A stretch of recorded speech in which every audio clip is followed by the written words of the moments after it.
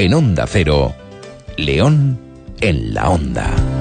Bueno, amigos, pues este miércoles nos toca aquí nuestro León en la Onda, en la sintonía de Onda Cero, abrir nuestro gabinete dedicado a la psicología y a la sexualidad. Lo hacemos cada 15 días en compañía de toda una referencia en el mundo de la psicología aquí en León, como es nuestro colaborador en este espacio, Miguel Ángel Cueto. ¿Cómo estás, Miguel Ángel? Buenos días. Buenos días. Es psicólogo, es sexólogo y además es el director del Centro Psicológico de Terapia de Conducta. Bueno, pues más de 20 años, 20 o 30, ¿cuántos lleva ya Cepteco? 33 de Digo yo, más de 20, más de 30 años, Cepteco aquí en León, entre los leoneses, ayudando a mucha gente a salir adelante. Recuerden que Cepteco está en la Plaza Cortes Leonesas número 9, en el sexto derecha, y que su teléfono es el 987 26 15 62. Vaya temita tenemos hoy, Miguel Ángel. Sí, me ha encantado que los oyentes y demás hayan pedido hablar sobre este tema, muchas veces oculto y pocas veces comentado. Abusos sexuales, vamos a hablar de ello, ¿verdad? Uh-huh.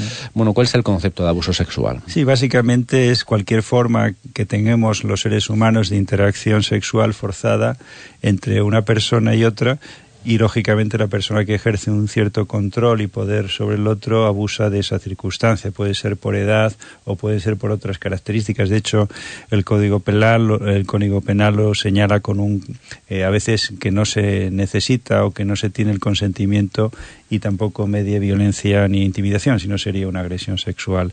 Y también nosotros hemos visto en muchos casos con mujeres maltratadas que sufren ese mismo abuso sexual en muchas ocasiones, sin muchas veces ser conscientes de ello, ya que lo toman como una especie de débito conyugal que todas las personas podrían desarrollar y que tendrían que someterse al varón en circunstancias determinadas. Esto es terrible. Si piensas que eso es normal...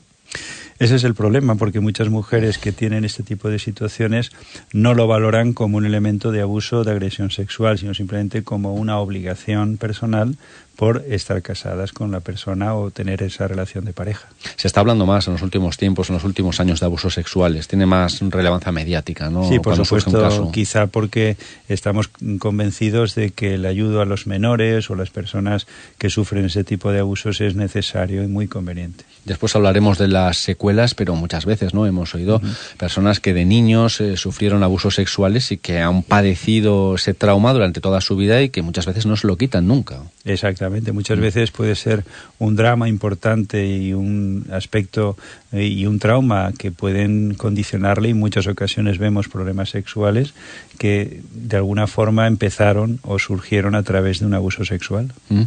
Bueno, parece ser que existen bastantes falsas creencias en torno a los abusos sexuales. ¿Cuáles son las más relevantes en tu opinión? Sí, las más relevantes muchas veces es los errores que tenemos todos. Decimos, pues eso no ocurre nunca o casi nunca. Pues la verdad es que, y que además solo sufren las mujeres, las chicas, ¿no? Pues la verdad es que un cuarto de una de cada 4 mujeres en algún momento de su vida ha tenido un abuso sexual, y 1 de cada 6 hombres también de alguna manera lo han tenido, y por lo tanto es un elemento que nos parece de suficiente trascendencia e importancia para tenerlo en cuenta. Igualmente hay ideas de quienes lo realizan son personas desequilibradas, cuando realmente son familiares, o la mayoría de veces personas muy allegadas y muy familiares y cercanas al menor, y en otras ocasiones se dice que se da solo en clases de estatus bajo, ¿no? En clases sociales bajas, cuando realmente es mentira, se da en todos los estratos sociales, y desgraciadamente es un elemento a poder combatir y poder ayudar al menor en muchos casos. Hay otra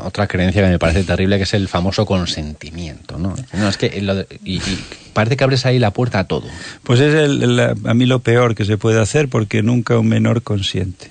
Es el adulto quien obliga. El menor no puede consentir. Ya cuando uno es mayor de edad, pues evidentemente uno puede hacer lo que quiera, pero el consentimiento nunca lo da un menor para mantener una relación sexual forzada. No se puede decir más claro. Fíjate, ayer nos enterábamos de que una niña de 14 años que se había escapado de su casa en Madrid, la habían localizado la policía en el complejo Azca, allí en la capital de España. 14 años, llevaba 2 meses ejerciendo la prostitución. Y en algún sitio he leído que ella lo hacía de manera consentida. Habrá que ver en qué manos ha caído y qué es lo que hay ahí detrás. Pero ¿cómo puede ser algo consentido una niña de 14 años ejerciendo la prostitución? Evidentemente no puede consentirlo con esa edad, y es más, habría que analizar un poco los factores educativos y familiares que ha tenido el entorno, sí, para que eso mismo lo justifique como un elemento natural.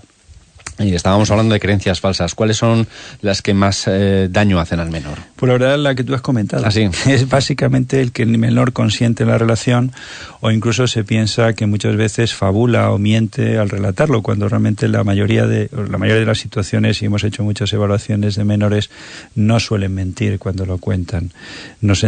También creemos que nos vamos a enterar cuando el menor es cercano a nosotros, y muchas veces se ocurre en momentos de soledad o momentos de aislamiento, donde el adulto tiene una presión hacia el menor, o que a veces pensamos que va acompañado de violencia física. La mayoría es mentira, la mayoría son seducciones, son comentarios, son elementos de búsqueda de la confianza del menor para dejarse hacer.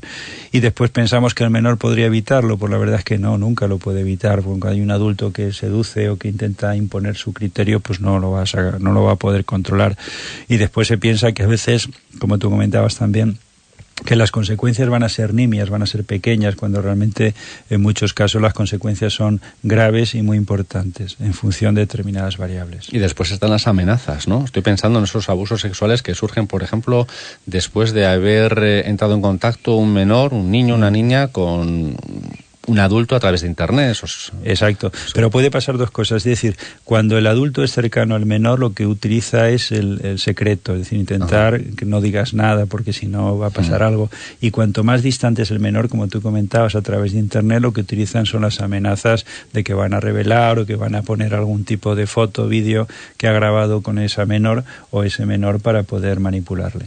El menor no siempre cuenta lo que le están haciendo, si está sufriendo abusos sexuales. O sea, ¿cómo podemos darnos cuenta qué síntomas, ¿no?, pueden desvelarnos que hay ahí un problema de este tipo? Pues a veces muchos problemas de carácter emocional, valorar que está un poco deprimido, tiene un trastorno por estrés postraumático, es decir, que se encuentra muy mal, que se encuentra muy nervioso, ansioso, incluso que no se encuentra a sí mismo bien, como si no fuera él mismo, cuando el menor empieza a aislarse socialmente, cuando lógicamente empieza a tener un comportamiento sexual extraño o desacerbado, y empiezan a tener una menor autoestima o graves problemas de conducta. De hecho, el 60% de los menores que han sido abusados presentan problemas de carácter emocional, de carácter psicológico, que hay que ayudarles.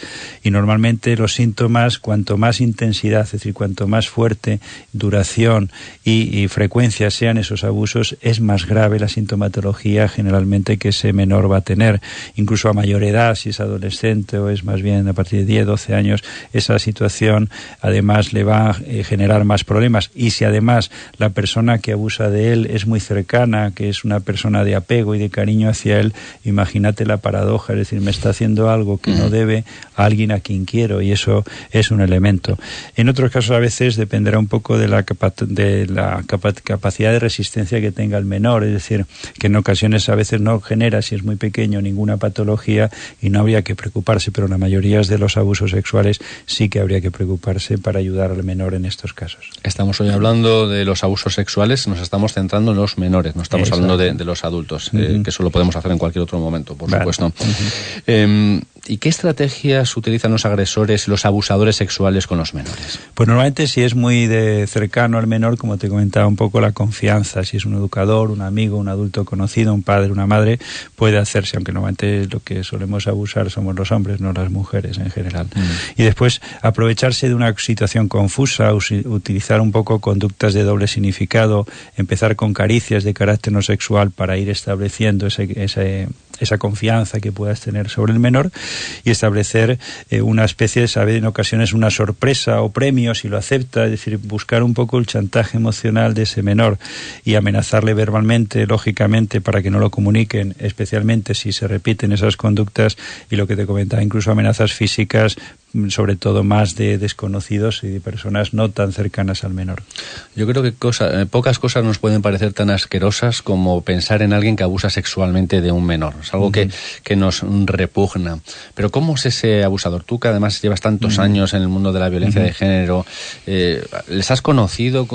¿Se puede dibujar un perfil de esta chusma? Pues la verdad es que el perfil es que ser un hombre, ¿no? Pero mi experiencia también a nivel clínico, y todos los estudios señalan, sobre todo, que ese hombre tenga a veces veces dificultades de carácter emocional para expresar sus ideas, sus sentimientos, su manera de estar. Incluso pueden ser personas casadas con su pareja, con su familia, incluso tener hijos, y pueden tener una cierta tendencia. De hecho, a veces nos piden ayuda no solamente a aquellas personas que han abusado para valorar un poco la situación, y es el deterioro familiar que se crea y el conflicto grave que ha generado, sino personas que a lo mejor tienen tendencias sexuales de pederastia, es decir, deseos de tener niños o de jugar con ellos, y la manera que tenemos a veces, o que ellos desean, de controlar esos estímulos. Mientras sea simplemente un elemento de visión, de fabulación, mientras no haya conductas de acercamiento a esos menores, es importante que en cierta medida lo puedan evitar. Bueno, la pedofilia es muy antigua, ¿eh? Esto no se ha inventado ayer, precisamente. No, ya, de hecho, los griegos estaba consentida y era un elemento de aprendizaje de los jóvenes de entonces.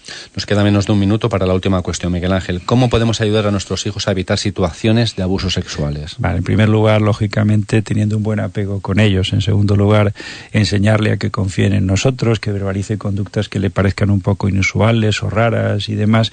Enseñarle siempre que su cuerpo solo les pertenece a ellos, que nadie les puede tocar si ellos no lo desean, y actuar ante cualquier sospecha o cambio emocional del menor para intentar ayudarle, y sobre todo también, como tú has comentado antes, utilizar o controlar esas redes sociales para que ningún adulto o ninguna persona mayor que el niño pueda utilizarlo. Y al final, desgraciadamente, si la situación se da en estos casos, pues denunciarlo, buscar ayuda terapéutica para poder evaluar, analizar y poder superar este tipo de situaciones que pudiera tener el menor. Ese tratamiento psicológico que parece imprescindible, ¿no?, en casos de abusos sexuales. Ese es el tema del que hemos hablado hoy con Miguel Ángel Cueto, director de CEPTECO. Gracias, Miguel Ángel, y hasta dentro de 2 semanitas. Un placer. Tiempo ahora para las noticias, la 1.